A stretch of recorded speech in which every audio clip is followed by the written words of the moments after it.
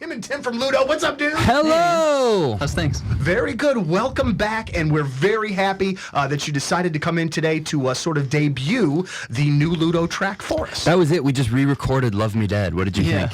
We covered ourselves. That's good. Good job. Yeah, that's guys. our new single. Well, Thanks for tuning in, everybody.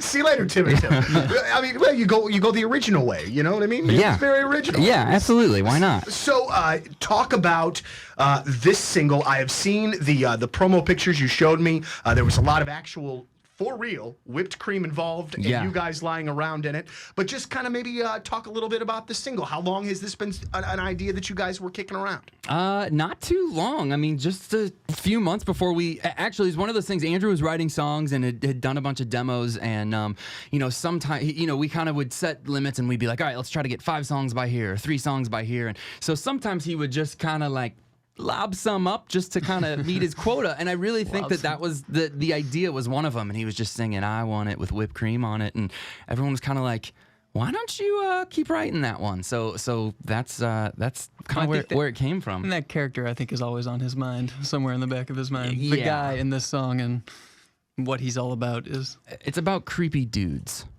Basically, and it's very, very sexual. So, one of the things that I've often wondered about bands is like, so let's just say out of 10 song ideas that you guys have, okay, how many of those songs actually become Ludo songs, and how many of them are just like, well, that was a good idea that became unfinished and is sitting on a tape around somewhere? Well, it kind of depends on how developed the idea is in the first place, you know? So for a lot of stuff, if it's just like one line, a lot of times those things just end up hanging out in somebody's computer until we can figure out what's a good use for it or whatever.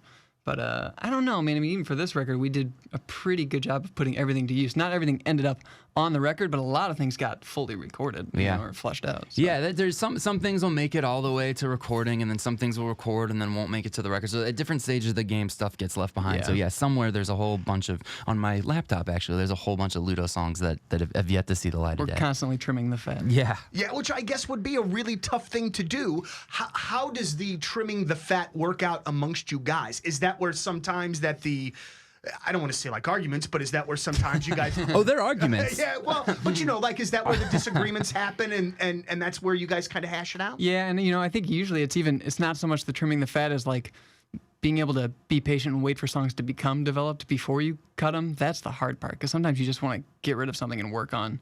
Put your effort towards the one you already know you're really interested in, but then the one that you wanted to get cut ends up being better in the long run, So like that's the trickier part. And I think we've learned to trust each other finally, where if somebody, even if you hear something and hate it, if somebody says, you just got to trust me on how this is going to develop and whatever, that we hear that person out. And I think we used to fight more then than we do now in terms of the creative process, just because it's, we trust each other. We know where people are coming from. Now, okay, so help me understand. So do all of the lyrics always come from Andrew? Or ideas come from everybody? How does it all work out? Mostly, it's almost entirely Andrew. I mean, I think I only have one song on this record. Yeah. That was mine. But so yeah, most of the time it's Andrew, and usually he does things in chunks. Like I'll write a whole song, everything's finished, and be like, "What do you think?" And Andrew will write like a little segment and be like, "What do you think?" And then develop it chunk by chunk. Kind of go, a little more of this, a little less of this, stuff like that, and so usually it's a process of us hearing his chunks, giving feedback, and then once he kind of gets a solidified thing, us figuring out, well, what would my part be and what would I do, and I working on it from there. That's the part to me that's so amazing, is how you can hear, two bars or a paragraph of a song and go, ooh, you know what? I hear something in there. I hear, that's, I think, one of the parts that just amazes me so much about what you do, because there's got to be times, though, I would think that you hear that and go, ooh, no. No. Yeah. But then maybe sometimes it might even come back around to being something that you like, I would bet. Yeah.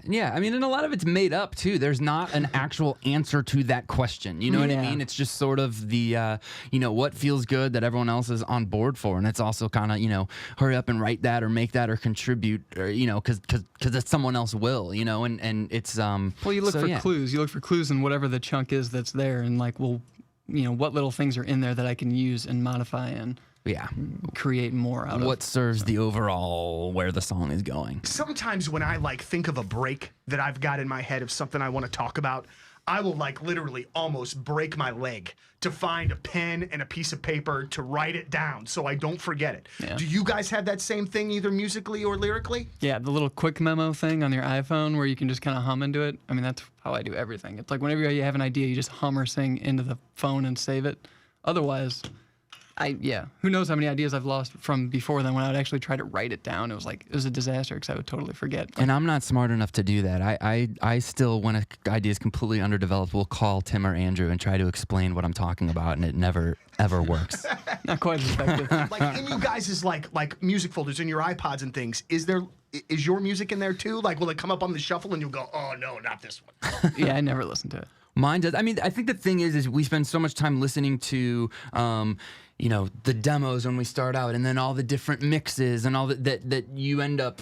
From recording it alone, you're like, wow, I gotta take a break. But then when you start touring and you play it every day, right? Then it's like, well, man, I don't need to listen. You get your fill. Yeah, it. it's not that we don't like it. It's just you end up listening to it so much. Or I'd rather just wait and play it. Right. You know. And here's something somebody else did too is gonna, whatever. How did the live show evolve? I mean, like, I've seen you guys live a few times now, and I mean, it is just a fun, tremendous show. You guys give it your all the whole time that you're up there. I imagine it didn't start that way. Was it really hard work to get to that point to how you are now, which is just a really ass-kicking live rock and roll band? It's probably a lot of hard work for people who had to watch the early shows. I mean, we were terrible. We were really bad. We played our first show, the first show in St. Louis was at Cicero's, and it was bad. And we had kind of given up everything in our lives. I mean, I had just finished school, and I had my whole family come down to watch this band that we were going to do with our lives. We were working so hard. My we were terrible. Parents didn't know what to say. I mean, people were like, what do you,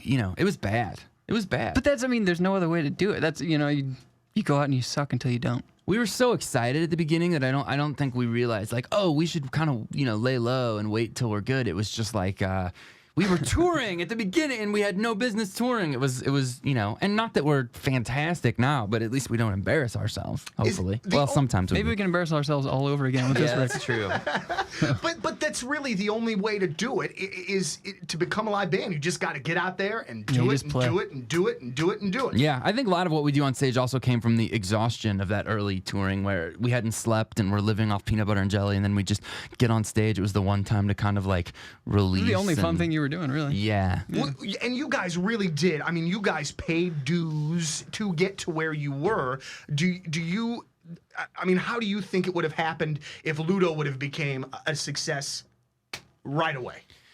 I think I'm very grateful that as much as we, wanted managers and wanted labels and just couldn't get them at the beginning, I'm so grateful that because we got an identity, and I when you sign to a major label and everything else, a lot of things happen that you can get battered around, and we see it with a lot of like new artists, but we already knew who we were. We had, made almost 3 records at that point, and we knew our personality. We knew what Ludo did and what Ludo didn't do, and so it made it easier to navigate all that stuff. Whereas if we weren't sure of that identity, I think it would have been ugly. I know that you obviously enjoy what you do with Ludo, or you wouldn't be where you are. But that other side of you, where you're in the studio with other bands working on their stuff, how does that kind of compare to the work that you do with Ludo, and kind of how you feel about it and the whole thing?